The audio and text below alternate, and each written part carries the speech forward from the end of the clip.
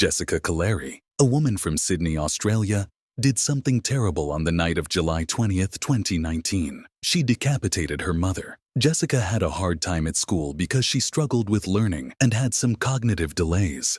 This led to her feeling humiliated and angry. Over time, she started showing aggressive behavior whenever she felt threatened or mistreated, whether it was from a stranger's look or her mother refusing to give her extra food.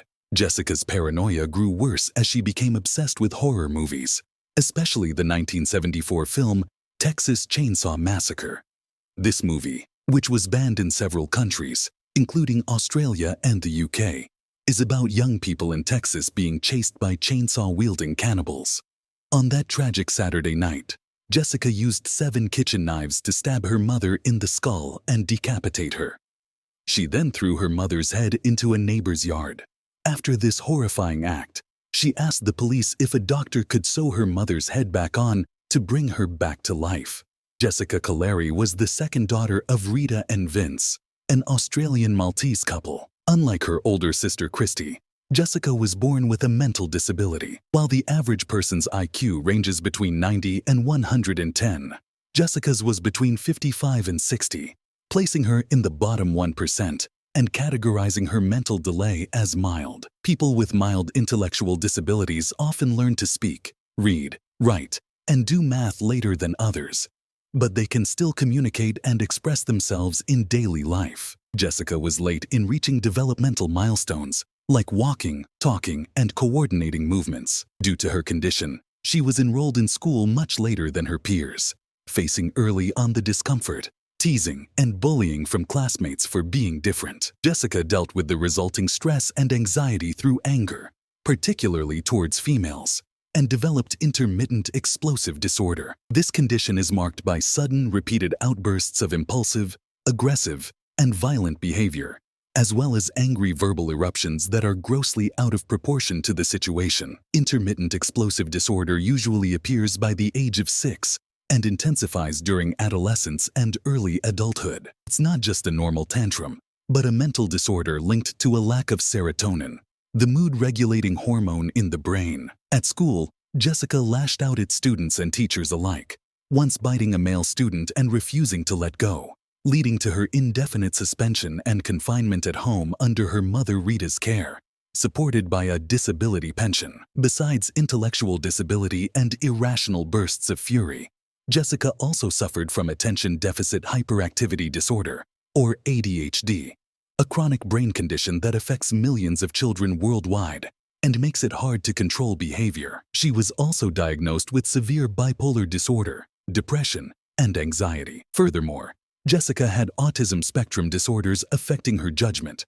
awareness of thoughts, feelings, and empathy towards others. Autism made simple daily activities like shopping, using public transport, banking, and working difficult for her. Jessica had obsessions, such as with her 3 favorite numbers, 2, 3, and 5, which she associated with her favorite colors, yellow, green, and purple, respectively. She liked to repeat these numbers to create random phone numbers to dial, often trying to talk to men.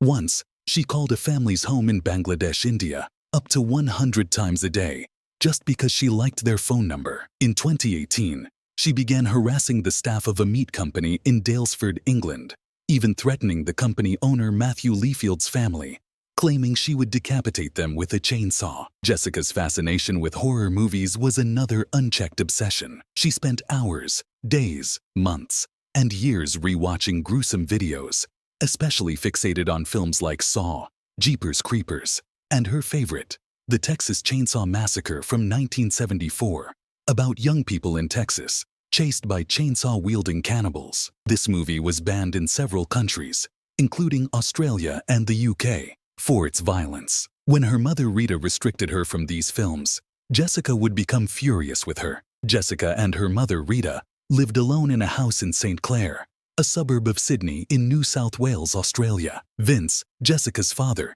divorced Rita during Jessica's teenage years because of the continuous behavioral problems of their daughter. The marriage couldn't withstand Jessica's outbursts, leading to its downfall. Despite Jessica's low self-esteem and her childish and naive personality, she exhibited strong narcissistic traits. Deep down, she believed she was unique and deserved special treatment because of her mental disability, which at times made her exploitative and egocentric. However, Rita was unwavering in her care. She knew her daughter had issues, but felt it was her duty to look after and protect her. Rita even reached out to apologize to one of the victims of Jessica's harassing phone calls, admitting she was at her wit's end and unsure how to control her daughter. Although Jessica loved her family, she was especially close to her mother, who catered to all her needs and chose to keep her at home instead of placing her in a psychiatric facility for full-time care. Rita's life revolved around Jessica. According to the Australian Institute of Health and Welfare,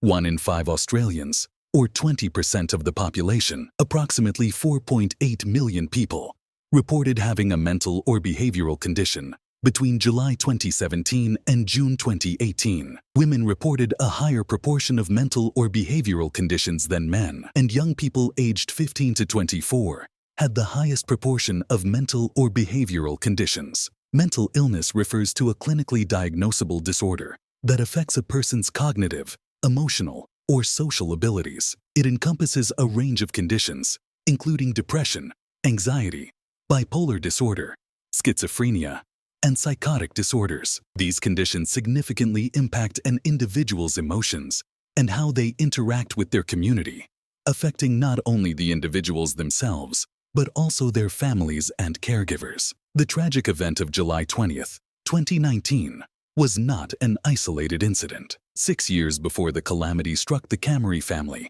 Jessica had been convicted on a couple of occasions for common assaults causing actual bodily harm. She had also previously attacked an aunt and her sister's mother-in-law by pulling their hair. However, she was never jailed.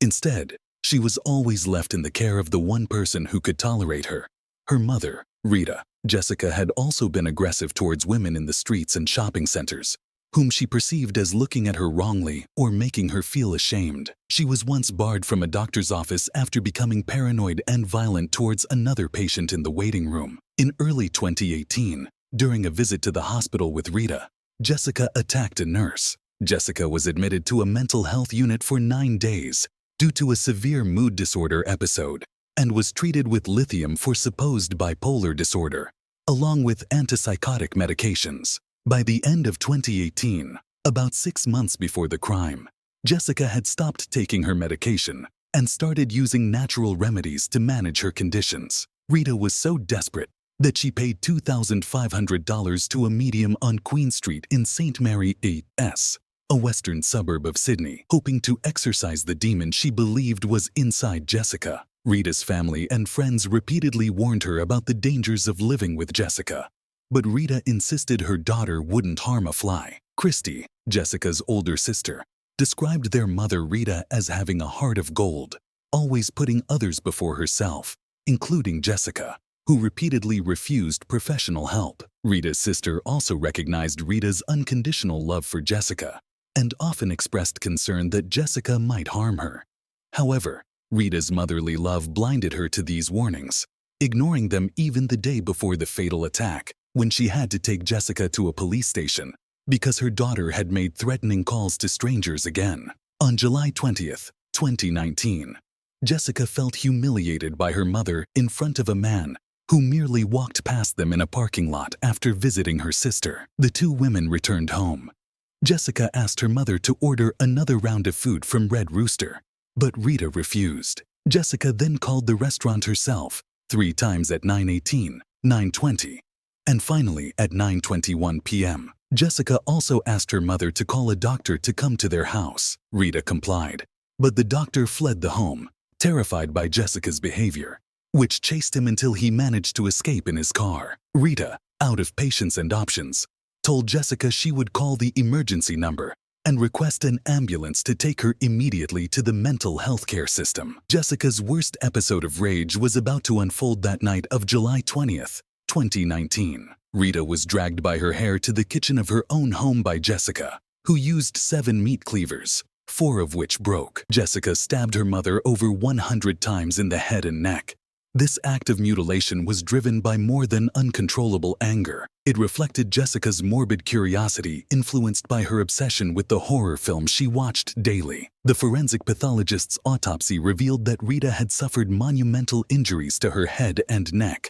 and died from multiple stab wounds with decapitation at the second vertebrae in her upper neck. Rita's body also had over 90 defensive wounds, indicating she was conscious for a significant part of the attack, experiencing extreme physical pain and emotional terror from what her daughter, whom she had devotedly cared for, was doing. During this gruesome scene, Jessica's nephew, the 4-year-old son of her older sister Christy, was present. He had been under Rita's care for a few days due to Jessica's seeming improvement. The boy witnessed Jessica stabbing his grandmother multiple times and decapitating her. When he tried to intervene, Jessica, whom he called the little bastard, slightly injured him in the head.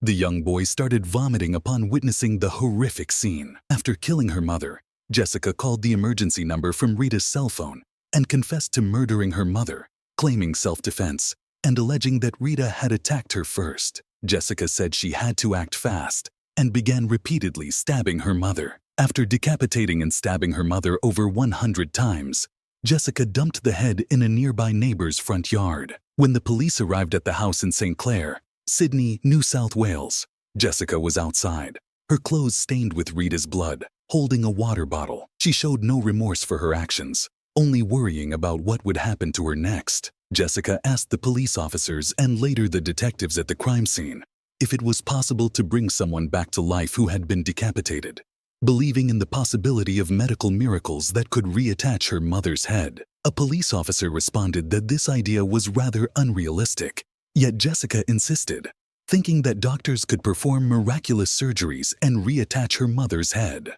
She also inquired if she would face any consequences like the death penalty for killing her mother. When told that Australia does not have capital punishment, Jessica felt relieved. She also confessed to the police that the idea of decapitating her mother came from the horror movies she watched compulsively. This chilling conversation was recorded on the body camera of a police officer when he arrived at the scene at 11:43 p.m.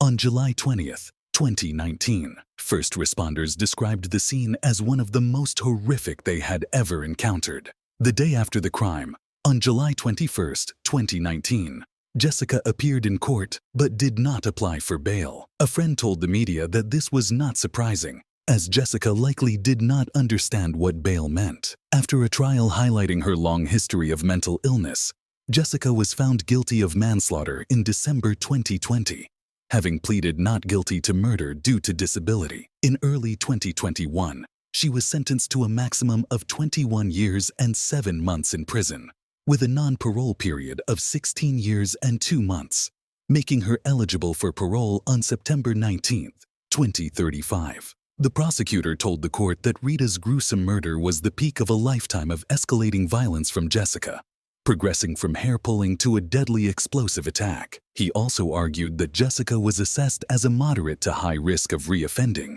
and remained a continuous danger to the community. Christy, Jessica's older sister, stated that Jessica had killed and butchered their mother and that she could never forgive her for her actions. Rita's sister hoped that Jessica would receive the necessary help and that Rita could rest in peace knowing Jessica was cared for by a system that had failed her in life. The case judge offered counseling services to the jury members, acknowledging that the distressing evidence they had heard could stay with them long after the trial. The judge acknowledged that during the jury selection process, many individuals refused to participate in a trial like Jessica's. She also stated that Rita's murder was one of the most severe cases of homicide a court could encounter. She described it as a crime of extraordinary cruelty and brutality, exacerbated by its occurrence in the victim's own home. Jessica's lawyer mentioned that his client had expressed remorse in a letter sent to her family after the crime. In the letter, Jessica admitted that Rita had not hit her and acknowledged that it was her fault that her mother was no longer alive. However, one of the psychiatrists who evaluated her noted that Jessica did not use social gestures to communicate and displayed a rather mild lack of emotion on her face. The psychiatrist also found no signs of schizophrenia or auditory or visual hallucinations in Jessica. The conclusion reached was that Jessica's risk factors could only be managed over the long term. With a comprehensive mental health support plan, Jessica was placed in the most stringent unit of the women's section at the correctional complex. Since entering prison, Jessica has continued to cause trouble. On September 9, 2019, just 2 months after her arrival, she threw a teacup at another inmate following a disagreement over food trading. The next day, she was charged with assault at the local court, but received no additional punishment. On October 14, 2019, she attacked another inmate, resulting in 5 days of solitary confinement in her cell. On November 3, 2019, she disobeyed an order, and on July 31, 2020, she damaged property, incurring a fine of $200 Australian dollars. Another assault on November 21, 2020, led to 7 days in solitary, and in January 2021, she was convicted of common assault again without any further sanction. Jessica has defended her actions, stating that no matter what she does or where she goes, other prisoners will make her life miserable. She also mentioned that prison life is tough and not like the outside world. Mental health issues are prevalent among prisoners. According to the Australian Institute of Health and Welfare, 40% of Australian prisoners had a diagnosed mental illness in 2018. Furthermore, statistics show that 1 in 5 people with mental illnesses will interact with the criminal justice system at some point in their lives. While there is no direct causal link between having a mental health condition and committing a crime, these figures indicate that many individuals in Australian prisons had pre-existing mental health conditions. Research shows that people with mental illnesses are more likely to commit crimes, particularly those with psychotic disorders, as such episodes can lead to criminal behavior. Symptoms of bipolar disorder can be directly related to criminal acts, and extreme anxiety or stress can increase the likelihood of violent behavior due to heightened anger, agitation, or impulsivity. However, there's another side to this. The prison environment can worsen pre-existing mental health conditions, with violence and brutality from other inmates or prison staff potentially triggering or exacerbating mental health issues. According to the Australia Policy Development Centre, a prison is a dreadful place for someone with a mental illness. In Sydney Supreme Court on May 15, 2023, Justice Peter Hamill dismissed claims that Jessica's sentence was manifestly excessive and that the sentencing judge had been incorrect in assessing the gravity of the crime. Justice Hamill nonetheless ruled that Jessica should be resentenced with support from Justices Christine Adamson and Richard Kavanaugh. He considered that her behavior of walking into the street with her mother's head and dropping it, as well as asking emergency services personnel whether they could reattach it, demonstrated the extent to which her conduct was divorced from the real world. Based on the evidence of multiple psychiatrists and a psychologist, Justice Hamill found that Jessica had only a simple understanding of moral wrongfulness due to her intellectual disability and autism spectrum disorder. He ordered that she be resentenced to a prison term of 16 years, with a non-parole period of 12 years. And so, dear viewers, this concludes today's episode of Unreal True Crime. Please remember to subscribe and like if you appreciate my work. Good night, and I'll see you in the next crime story.